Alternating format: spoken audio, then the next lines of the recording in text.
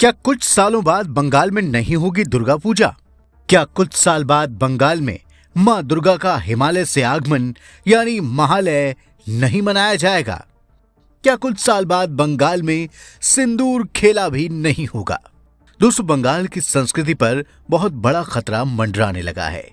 ये खतरा केवल बंगाली अस्मिता का ही नहीं है, बल्कि खतरा बंगाल के अस्तित्व पर भी मंडरा रहा है। करीब 125 साल पहले बंगाल अपने शरीर का आधा हिस्सा गंवा चुका है।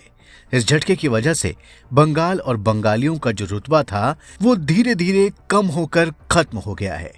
शरीर को तोड़ने के बाद अब बंगाल की आत्मा को भी तोड़ने की कोशिश हो रही है, क्योंकि बंगाल की आत्मा के टूटते ही बंगाल का अस्तित्व भी खत्म हो जाएगा। और बंगाल की आत्मा तभी टूटेगी जब उसकी संस्कृति को चोट पहुंचाई जाए। बंगाल के दुश्मनों ने उसकी संस्कृति को चोट पहुंचाना शुरू कर दिया है। उन्हें यह भी अच्छी तरह मालूम है कि अगर आज बंगाल की संस्कृति को चोट पहुंचानी है तो उसके लिए सबसे अच्छा जरिया दुर्गा पूजा है। इस वीडियो में हम बताएंगे कि कैसे बंगाली संस्कृति के दुश्मन दुर्गा पूजा को अपना हथियार बना रहे हैं। बस आप देखते रहिए द कर्मा। दोस्तों, आपको जानकर हैरानी होगी कि कभी बंगाल का हिस्सा रहे और आज एक अलग देश बन चुके बांग्लादेश में पहली बार दुर्गा पूजा के खिलाफ सरकारी फरमान जारी हुआ है। बांग्लादेश में तमाम मुस्लिम संगठनों और सरकार की ओर से दुर्गा पूजा के खिलाफ सख्त आदेश जारी किए जा रहे हैं। इन आदेशों में बांग्लादेश के भीतर दुर्गा पूजा मनाने पर रोक लगा दी गई है। वहीं कुछ जगहों पर पंडाल लगाने के लिए बाकायदा जजिया टैक्स मांगा जा रहा है। पंडाल लगाने पर 5 लाख रुपए की बड़ी रकम टैक्स के रूप में मांगी जा रही है।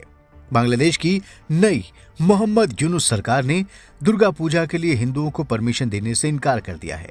उनकी दलील यह है कि सुरक्षा के इंतजाम अच्छे नहीं हैं और हमले का खतरा बना हुआ है।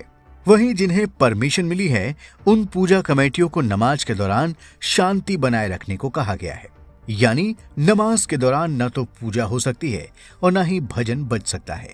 सरकार के अलावा बांग्लादेश के मुस्लिम संगठन भी हिंदुओं के खिलाफ अपना अलग फरमान जारी कर रहे हैं। ये मुस्लिम संगठन पूजा समितियों को बाकायदा पत्र लिखकर दुर्गा पूजा से पहले 5 लाख रुपए प्रति पूजा पंडाल जजिया कर के रूप में देने को कह रहे हैं। पत्र में हिंदुओं को धमकी दी गई है कि अगर 5 लाख रुपए नहीं दिए तो अंजाम बहुत बुरा होगा। आपको बता दें कि इस तरह के फरमानों के बीच बांग्लादेश में कई जगह स्थापना के लिए जा रही दुर्गा प्रतिमाओं को तोड़ने की खबरें भी आ रही हैं। किशोरगंज के बत्तिश्र गोपीनाथ ज्यूर अखाड़ा में मां दुर्गा की एकदम नई प्रतिमा तोड़ दी गई। कोमिला जिले में भी एक नवनिर्मित दुर्गा प्रतिमा को तोड़ दिया गया। यहाँ के मंदिर के दान पात्र को भी लूट लिया गया। नारायण जिले के मीरापारा में कट्टरवादियों ने एक दुर्गा मंदिर पर हमला किया। सूत्रों की माने तो जजिया टैक्स की वजह से भी बहुत बड़ी संख्या में दुर्गा पूजा समितियां दुर्गा पूजा के आयोजन से पीछे हट गई हैं। इस बार वहां के ज्यादातर हिंदू इलाकों में न महालय हुआ, न ही दुर्गा पूजा हुई और न ही सिंदूर खेला हुआ। बांग्लादेश के हालात को देखते हुए आने वाले सालों में भी ये समितियां दुर्गा पूजा मनाने को लेकर अब उत्साहित नहीं है। आपको बता दें कि जजिया कर इस्लामिक राष्ट्र की कर व्यवस्था का एक टैक्स है। ये टैक्स गैर मुस्लिमों से एक मुस्लिम राष्ट्र के अंदर रहने और अपने धार्मिक रीति रिवाज को मनाने के लिए लिया जाता है। दोस्तों, शेख हसीना के बांग्लादेश छोड़कर जाने के बाद बांग्लादेश में हिंदुओं के हालात पाकिस्तान जैसे हो गए हैं। बांग्लादेश के जितने मुसलमान हैं सब हिंदू से मुसलमान बने हैं। आज उनके अंदर अपनी भाषा को छोड़कर कोई ऐसी चीज नहीं है जो बंगाली संस्कृति को रिप्रेजेंट करती हो। शेख हसीना के जाने के बाद बांग्लादेश में बंगाली भाषा के अस्तित्व पर भी खतरा मंडराने लगा है। वहां फिर कुछ कट्टरपंथी उर्दू को अपनाने पर जोर देने लगे हैं, यानी कुछ सालों के बाद बांग्लादेश के नाम के अलावा वहां कुछ भी बांग्ला नहीं बचेगा। दोस्तों, बांग्लादेश के बाद बंगाल वाले बांग्ला की बात करते हैं, यानी भारत के राज्य वेस्ट बंगाल की बात करते हैं, जिसकी मुख्यमंत्री इस समय ममता बनर्जी हैं। 1905 के बंगाल विभाजन के बाद जो बंगाल बना था वो यही वेस्ट बंगाल है। 1905 में ही ईस्ट बंगाल मुस्लिमों के हाथ में चला गया था, जिसने बाद में 1947 में हुए देश के विभाजन में प्रमुख रोल अदा किया, जो आज बांग्लादेश है, जहां बंगाली हिंदू संस्कृति की आत्मा लगभग मर चुकी है। लेकिन भारत के हिस्से में आए हिंदू बाहुल्य पश्चिम बंगाल में भी अब बंगाली संस्कृति खतरे में है। आजादी के समय पश्चिम बंगाल की आबादी में करीब 19% मुसलमान थे, जो आज बढ़कर करीब 30% हो गए हैं। दुनिया के किसी भी स्थान में 30% मुस्लिम आबादी का आंकड़ा बेहद महत्वपूर्ण माना जाता है। ऐसी स्टडीज हैं कि जिस भी देश या राज्य की आबादी में 30% मुस्लिम आबादी हो जाती है, वहां मुसलमान सबसे दबंग समुदाय बन जाता है।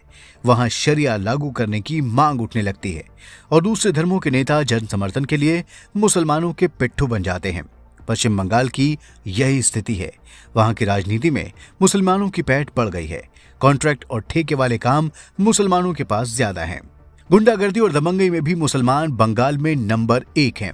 पुलिस गिरफ्त में संदेश खाली के गुनहगार शाहजहां शेख के तेवर को पूरा देश देख चुका है। वहां की वर्तमान मुख्यमंत्री ममता बनर्जी पर आरोप है कि वो मुस्लिम तुष्टीकरण करने वाली नंबर 1 मुख्यमंत्री हैं।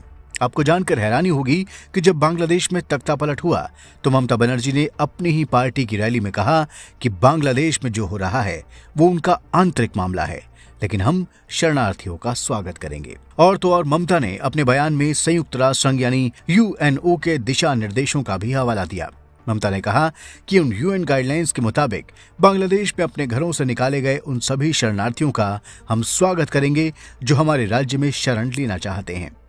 दोस्तों, हिंदूवादी संगठनों का आरोप है कि ममता का इशारा बांग्लादेशी मुसलमानों की तरफ ही था, क्योंकि बांग्लादेशी हिंदुओं को शरण देने को लेकर वो अक्सर अपना विरोध दर्ज करा चुकी हैं। और फिर बांग्लादेशी और रोहिंग्या मुसलमान घुसपैठियों को सबसे ज्यादा खुली छूट बंगाल में ही मिली हुई है।